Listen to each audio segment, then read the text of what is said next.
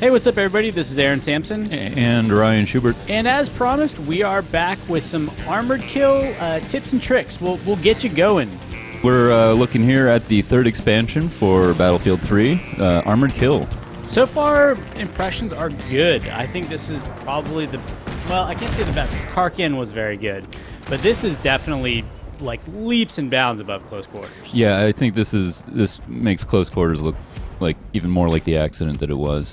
So, I think the thing that we've had the most questions on is the M142 and its Russian compatriot, the BM-23 rocket artillery trucks. Yeah, the mobile artillery. Hard to hit with. The biggest issue we've had so far with the artillery truck is there's no sense of depth. Right. You don't really have any good way to gauge where your rockets are going to land. And they don't seem to do high amounts of splash damage, so it's just not very forgiving. You definitely benefit from having teammates that can help you walk it in. So communication is going to be important, I think, for this expansion in general. So we set out to find out how to make the rocket truck more powerful. One of the great things about Armored Kill is that the assignment system actually gives you weapons for your vehicles. Yeah, I like this a lot. I kind of am surprised that this is the first time they thought to do something like this, because this could have been done with all of the classes to unlock guns. They could have been using this all along, but it's good that they realize now to do it, and it's cool. The first thing you should do is go for the Anti-Air Support assignment, which involves getting 15 kills in a gunship. So go to a gunship now. Go to the gunship, and it'll probably take you probably a few tries, since the gunship is pretty easy to shoot down if your team isn't coordinated. We will get to the gunship. Right. Because the mobile artillery truck on its own vanilla is actually not very accurate or powerful. Your end goal is to basically get the airburst rockets as a secondary if you want to be effective against ground targets. Now this is essentially like the gunner position on a helicopter, right? Yeah, but there we go. So we got our 15 kills. We got the artillery truck's anti-air rocket, and now, oh yeah, that's right. We have to go actually get in the truck. Need to get into a truck. Now they're not always that easy to find. And they're pretty popular, so they're hard to get into. Such as there where I was waiting for one and it spawned on top of me, and the other guy got it. So there's a number of strategies you can employ to try and get one, mainly to harass the enemy one until the guy jumps out. Ride around on a buggy. But in all honesty, the best thing to do is just find a low population server. Yeah, look for something with a 15 to 20 player count on console, and then on PC, I'm not really sure what the threshold is. That also gives you some leeway to switch sides, maybe, if the other side is not using their rocket truck. Yes. Okay, so we got in our gunship, we got our 15 kills. Mm-hmm. We got the anti-air rockets, and now you will find out that this truck is actually kind of an anti-air beast. It's got basically the equivalent of a super javelin. What's even better about it is, for example, the C-130 can only fire out of the left side, and with the rocket truck, you can go to the right side of the fixed orbit of the C-130. Right. So there's nothing they can do to you. Yeah, they can't hit you. So go ahead, hop in, head over to Bandar Desert, which has the most open range, basically, on air assets. And maybe in like 2 rounds, you'll have shot down plenty of people. Yeah, I mean, every time that AC-130 goes up, you've got something to take out. So there we go. I already got it, but I'm going to shoot down this one too, and I got my airburst missile. And how many of those can you fire at once? Like 2 at a time. Okay. All right, so here we go. Just so you, ladies and gentlemen, you get to see it. The airburst rocket. Wow. Yeah. Wow, it's like fireworks here. They were kind of wondering what happened, and then I told them. Oh, there we go. So again, I think as is right now, the mobile artillery truck probably needs some balancing. Mm-hmm. It seems kind of underpowered, as opposed to the C-130, which is delicate but powerful. Right. I think the rocket truck is just delicate. Next up, you know you want it. It's the quad bike. The quad bike is back. The quad bike is just ridiculously fun. It's so fun, I actually got kicked out of a couple of servers because I was not playing the objective. I was playing the quad bike. I'm running around on the quad bike.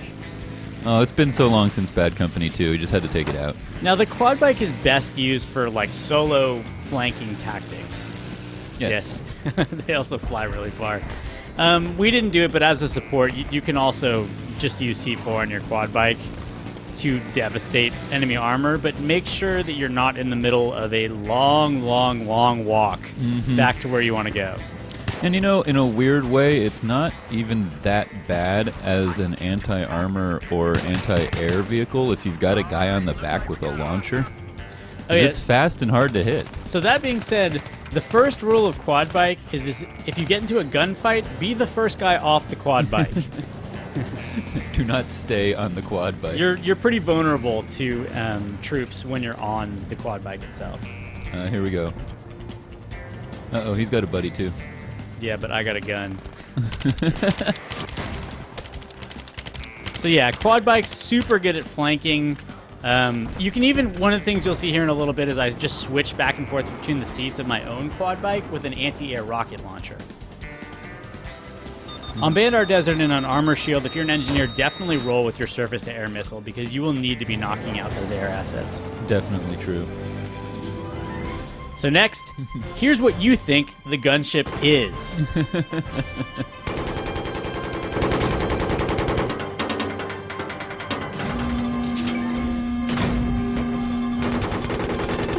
Oh yeah. But here's what the gunship actually is. The gunship is a strange combination of incredible offensive power with almost no defense.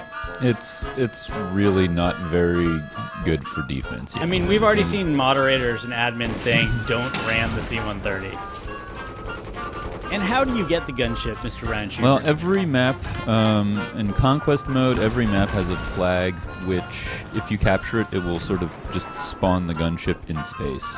And once if the enemy team has it, you have to capture it and then shoot the enemy gunship down and spawn into it. If you take that flag and the enemy gunship is still in the air, it won't magically disappear. They'll keep that until it gets shot down. So the gunship comes with basically 4 seats, 2 of which are these top-mounted anti-air guns that are sort of like the stationary AA that you'll find at a base. And then you have a 25mm cannon, which is essentially the same as an attack gunship's gunner seat. And then you have another larger cannon, which is essentially a main battle tank. And something you should know is that the flares come from the AA guns on top. Oh, yes, that's very important. Because you're going to be using the flares all the time. So if you want to survive in a gunship for any length of time, and you will only survive for so long because there's so many things that can shoot you down, you have to be mindful of anything that's trying to shoot you down from the air and immediately go up to the AA guns to either pop flares or attempt to shoot down aircraft. That being said, aircraft can fly low to high and shoot the belly of the gunship, and there's nothing you can do about it. Basically nothing. Now, the first rule of gunship, if you're on the ground, is don't ignore the gunship. The second rule of gunship is don't get caught out in the open by the gunship. Yeah, the gunship will make your day go downhill pretty dang fast. So, in conclusion, I think the gunship is a lot of fun. It's short-lived, so enjoy it while it lasts. If your team protects it well, it can be absolutely devastating to the enemy team. But if your team doesn't protect it, it'll be gone in like a couple of minutes, 3 minutes or less. Yeah, I agree. I think we'll see in matches that are particularly imbalanced, it will be because one team really knows how to use it and one team can't get a handle.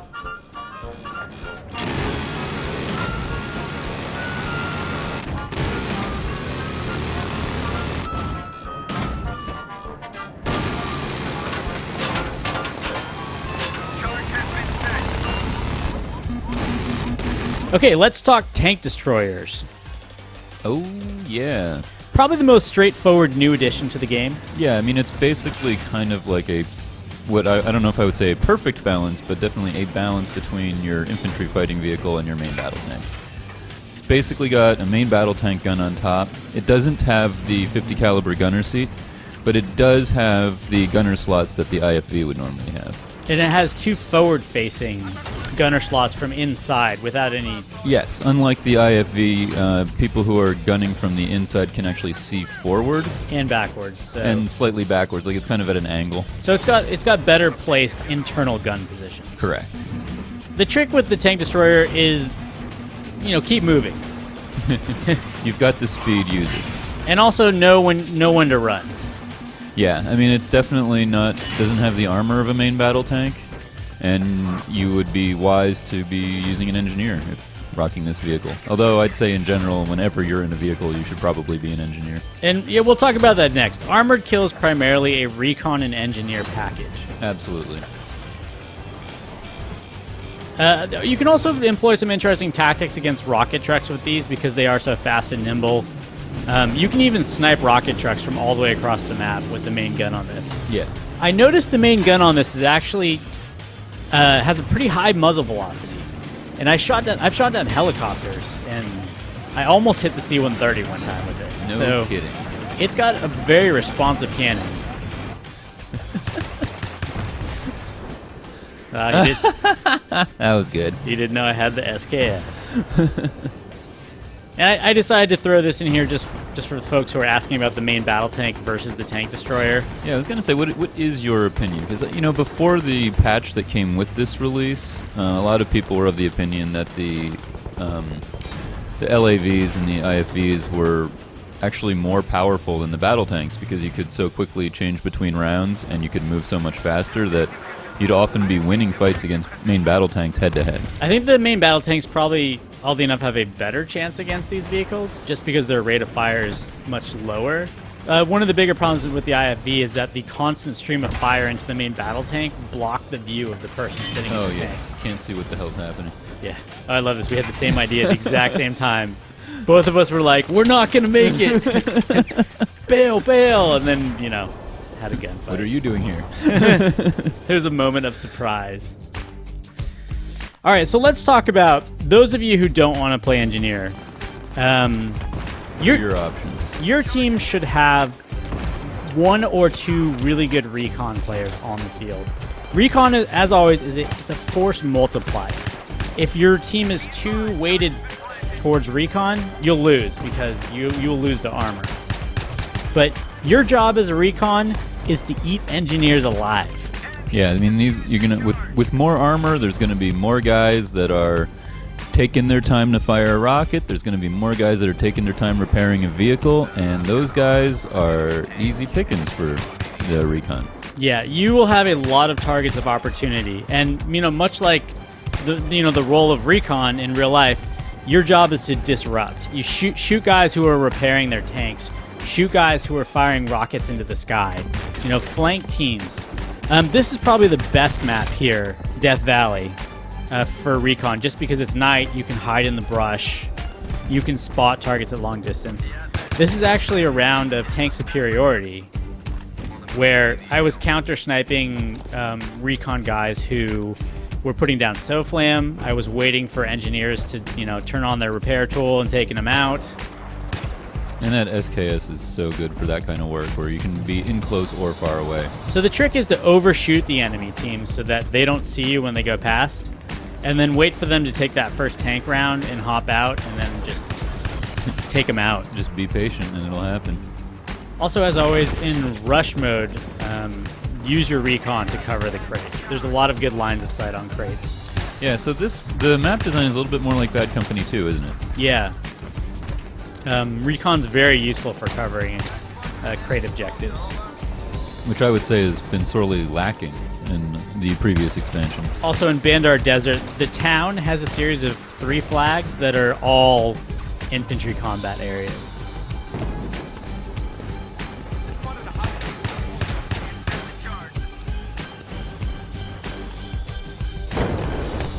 I need you to attack this objective. Be advised, we've taken out the objective. Any closing thoughts on the starter guide for the Armored Kill expansion? Well, I'd say, you're going to see 9/10 engineers on the map, so keep that in mind. Sniping is a good idea in some of these situations. I've seen support used to some effect, more so in Rush, but a little bit on CQ, and you may as well leave your medkit at home. Yeah, you're just really not going to do much with Assault on this map. I mean, on this expansion. I took out Assault a couple times just to try it out and see if I could do anything, but not really. I mean, yeah, you can heal yourself sometimes, but you're not going to be doing much for your team. So that was our starter guide for Armored Kill. Hope you guys enjoyed it. If you have any tips and tricks of your own, we would love to see them in the comments below. We talked about mobile artillery, the quad bike, the gunships, tank destroyers, and how to play as a recon. Heck yeah. And if you're watching on YouTube, don't forget to like and subscribe. As always, thanks for watching, and we'll see you on the battlefield.